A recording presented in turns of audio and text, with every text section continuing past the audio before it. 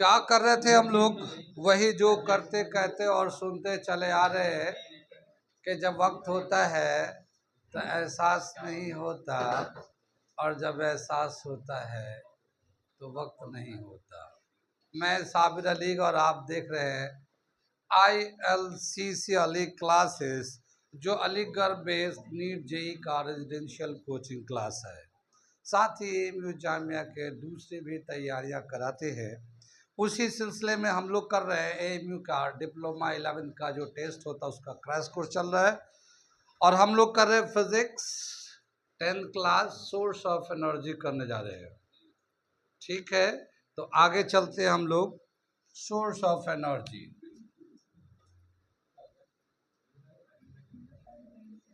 कुछ कह रहे हैं भाई? सोर्स ऑफ एनर्जी, एनर्जी का source, the ultimate source of energy is sun. Sun is the ultimate source of energy. Source of energy. कितनी बात समझ में आई? दुनिया में जितने भी फॉर्म्स के एनर्जी हैं वो सभी एनर्जी डायरेक्टली इनडायरेक्टली सन का ही एनर्जी है। ठीक है, तो सन जो है ना अल्टीमेट सोर्स ऑफ एनर्जी है। जैसे हम लोग कहते हैं फ्यूल, फ्यूल जानते किसको कहते हैं? Fuel. Anything Burns, anything which Burns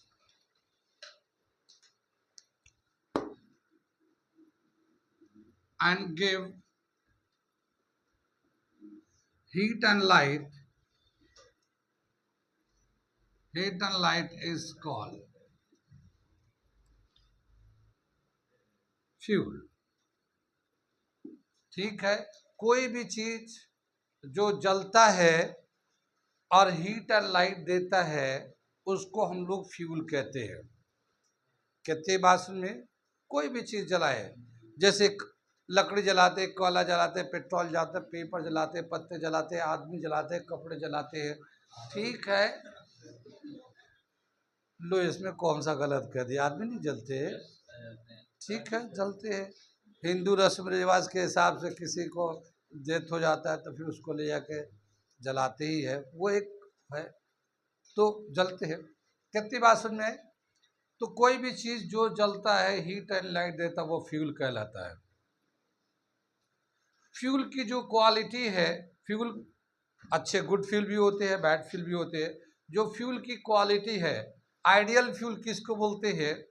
जो आइडियल फ्यूल होता है, आइडियल फ्यूल की कुछ अपनी कैरेक्टरिस्टिक होते हैं। आइडियल फ्यूल, ठीक है, क्या दे रखा आइडियल फ्यूल में? पहला कैरेक्टरिस्टिक दे रखा है high calorific value, high calorific value. जानते हैं क्या मतलब होता है हाई कैलोरीफिक वैल्यू का? जो कम जलता है, थोड़ा जलाएंगे भी ना तो बहुत ज्यादा एनर्जी देता है, उसको बोलते हैं हाई कैलोरीफिक वैल्यू। और सबसे ज्यादा कैलोरीफिक वैल्यू होता है हाइड्रोजन का। ठीक है, वैसे तो फ्यूल कोल भी होता है, पेट्रोल भी होता है, डीजल भी होता है, LPG गैस भी होता है, मगर LPG गैस का calorific value 55 kilo joule per mole. क्या बताया? जो LPG गैस होता है, जो पेट्रोल होता है, उसका calorific value 55 kilo joule per मोल होता है। पर मोल नहीं, ग्राम के टर्म में लेते हैं, केजी के टर्म में दे रखा है। लेकिन हाइड्रोजन का जो कैलोरीफिक वैल्यू होता है 150 किलो जूल पर मोल है। हाइड्रोजन का 150 है जैसे, लेकिन LPG गैस का 55 है। बहुत कम है एलपीजी गैस। तो सबसे ज़्यादा अच्छा फ्यूल जो होता है हाइड्रोजन है, आइडियल फ्यूल में। कितनी बात समझी? आगे चले। क्लीन फ्यूल, क्लीन फ्यूल का क्या मतलब होता है?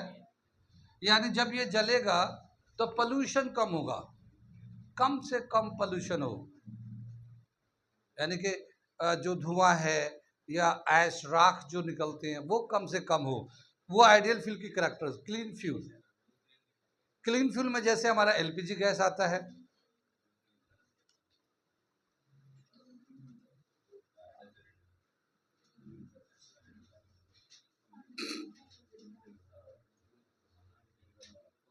ठीक है ना? क्लीन फ्यूल समझ में आ गया ये? यानी इसमें धुआं नहीं बनते, ज़्यादा राख नहीं निकलते, पोल्यूशन नहीं होता, एटमॉस्फेयर क्लीन रहता है।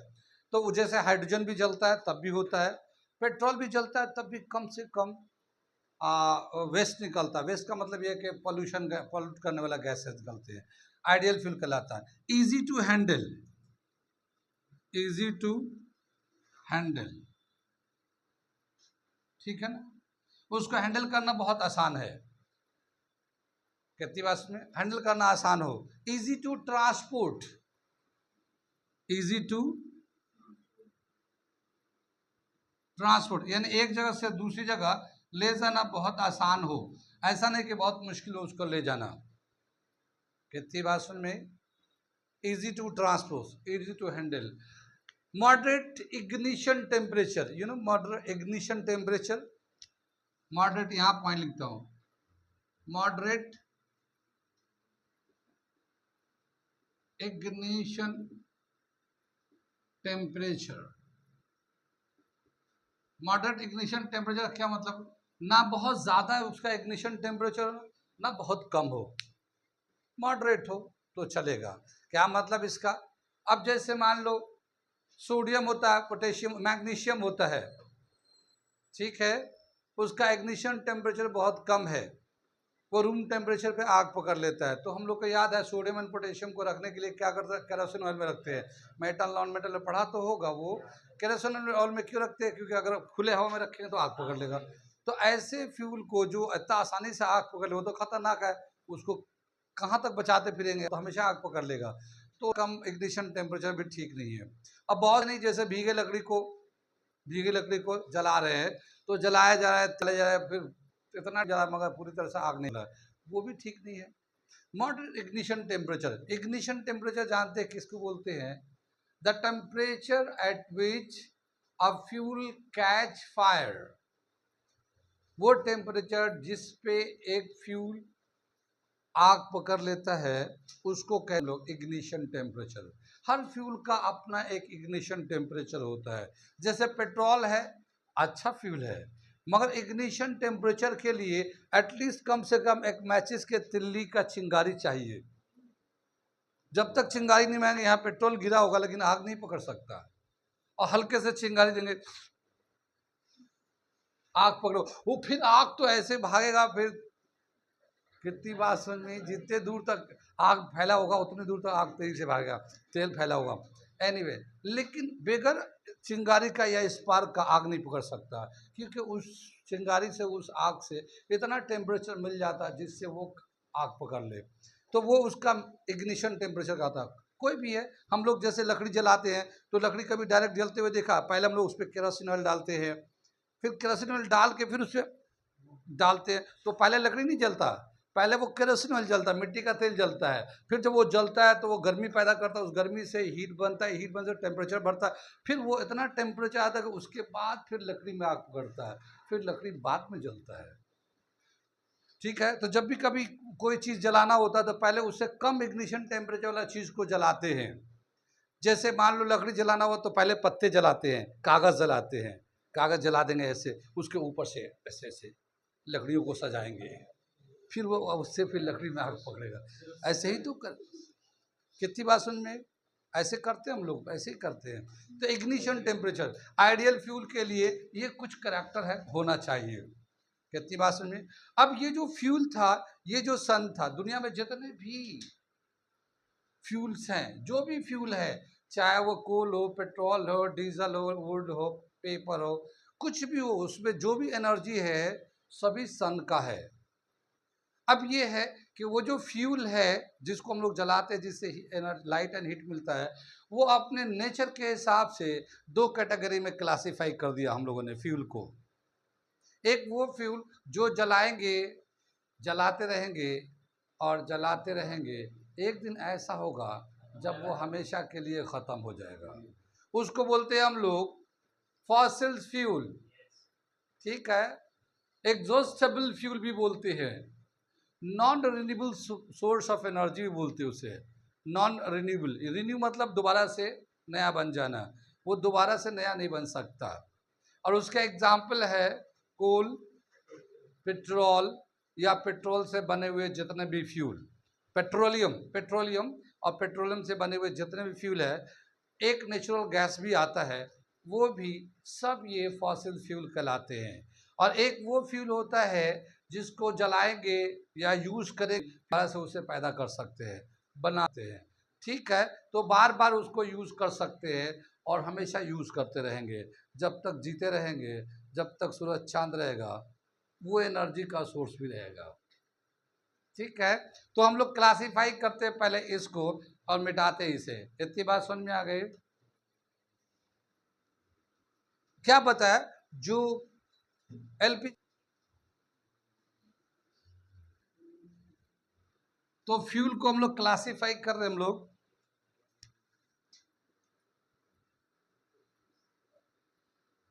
Types of fuel.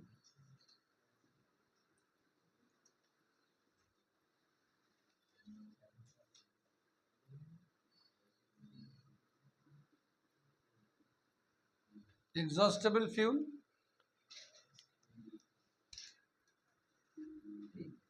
Non exhaustible fuel.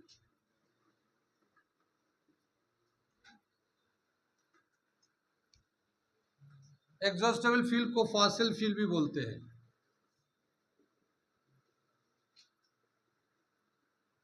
ठीक है। नॉन रिन्यूएबल, नॉन,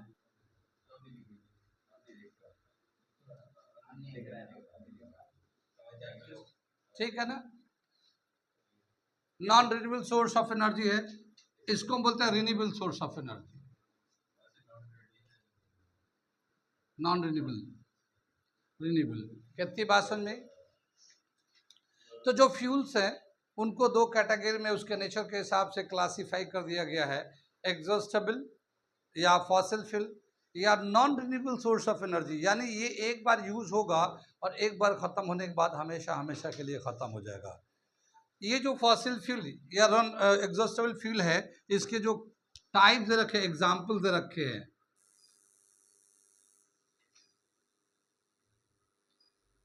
फॉसिल,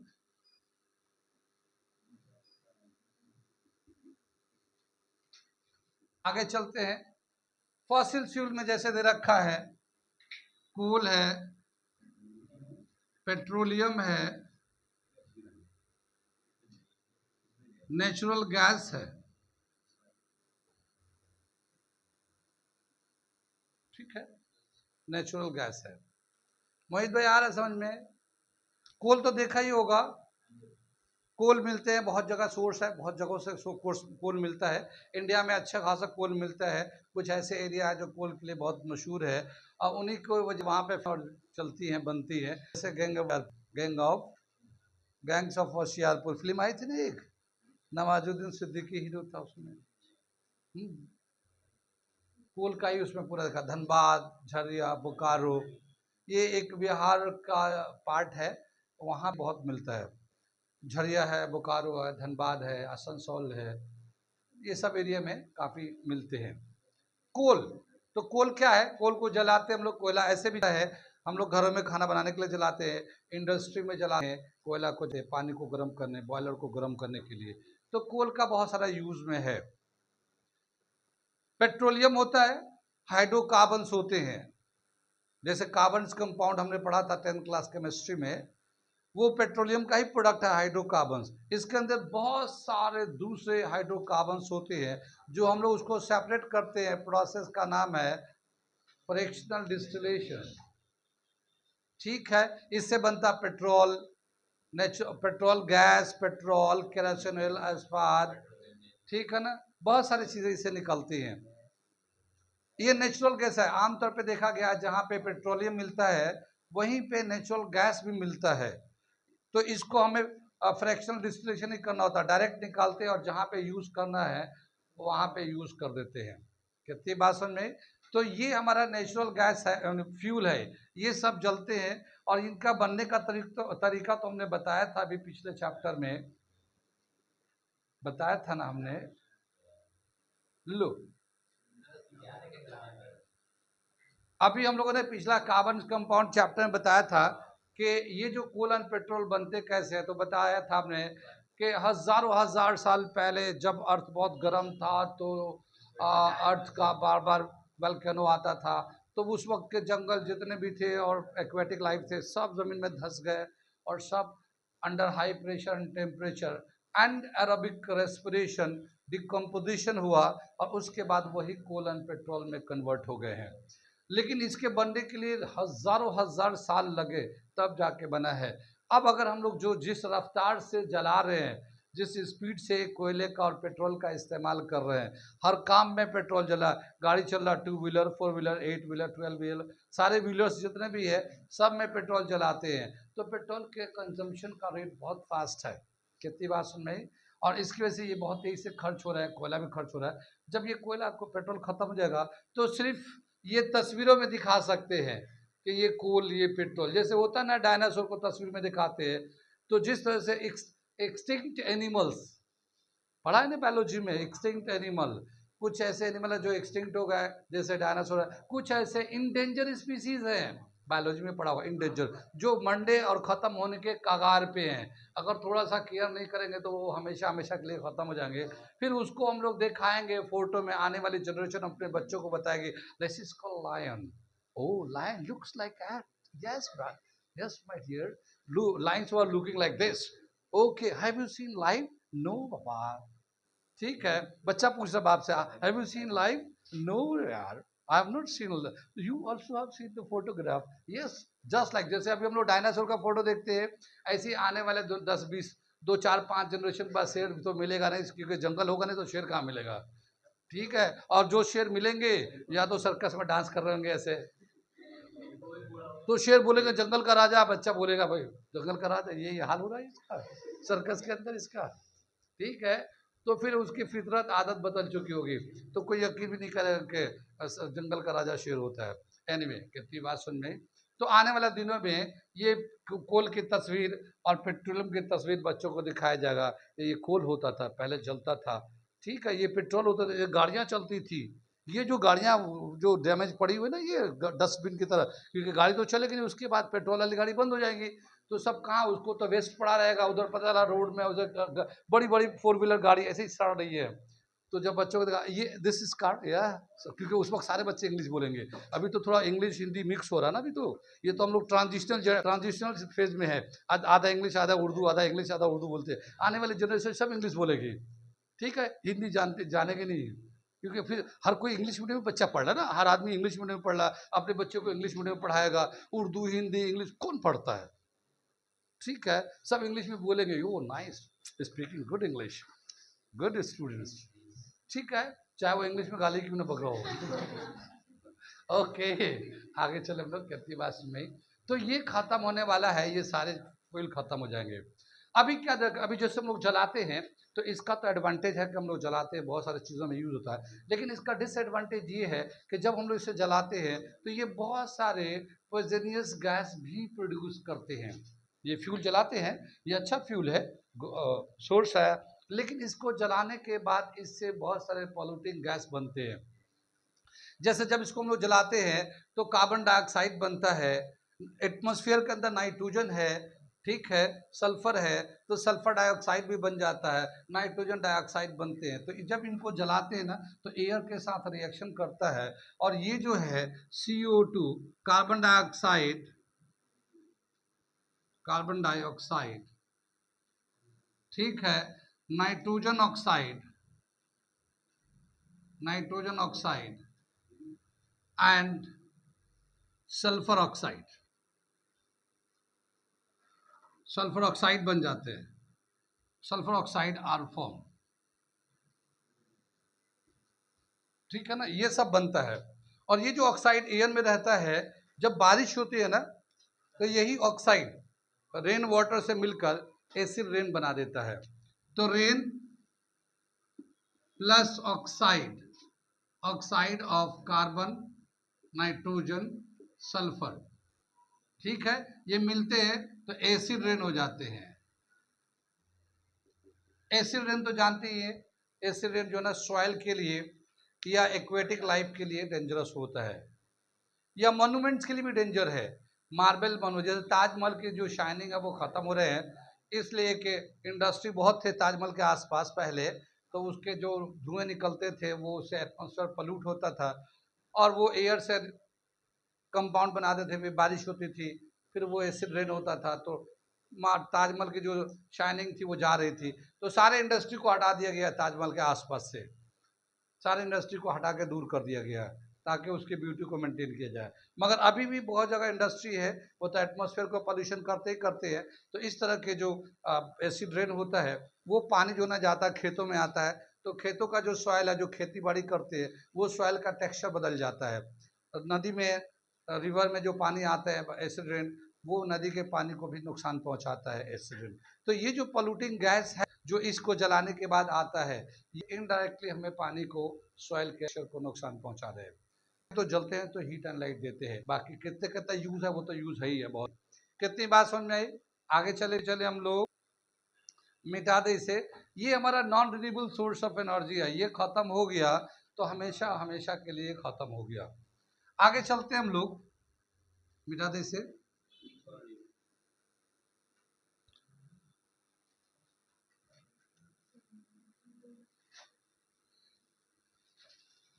अब क्या बताया, जो रिन्यूएबल सोर्स ऑफ एनर्जी है उसका नाम लिखता हूं, कौन कौन सा रिन्यूएबल सोर्स ऑफ एनर्जी है।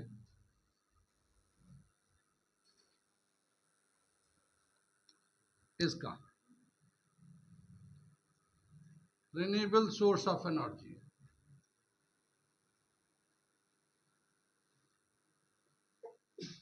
वो एनर्जी जो बार बार इस्तेमाल कर सकते हैं हम लोग, ठीक है। जैसे दे रखा हमारा wind energy, water energy,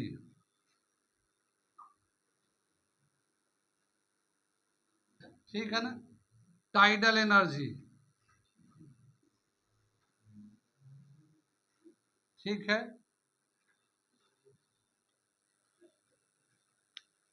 solar energy. Solar energy तो जानते हैं, सोलर एनर्जी, हाँ वेव एनर्जी भी है, बहुत सारे हैं वेव एनर्जी। अब इनको देखते हैं, कुछ इनमें से कुछ देखते हैं क्या क्या दे रखा क्या क्या नहीं दे रखा। आगे चले हम लोग। ये कुछ एग्जाम्पल है रिन्यूएबल सोर्स ऑफ एनर्जी का। विंड हवाएं चलती रहेंगी, उसका अगर एनर्जी यूज करें हम लोग तो वह यूज कर सकते हैं। वाटर के, जैसे नदी में पानी बहते रहते हैं तो उस पानी का इस्तेमाल करके भी हम लोग एनर्जी बना सकते हैं। टाइड्स होते हैं, हाई टाइड लो टाइड, उससे भी बना सकते हैं। सोलर एनर्जी तो जानते हैं, सन के एनर्जी को सोलर एनर्जी बोलते हैं। वेव, लहरों को यूज करके भी बना सकते हैं। तो ये दे रखा कुछ examples renewable source of energy.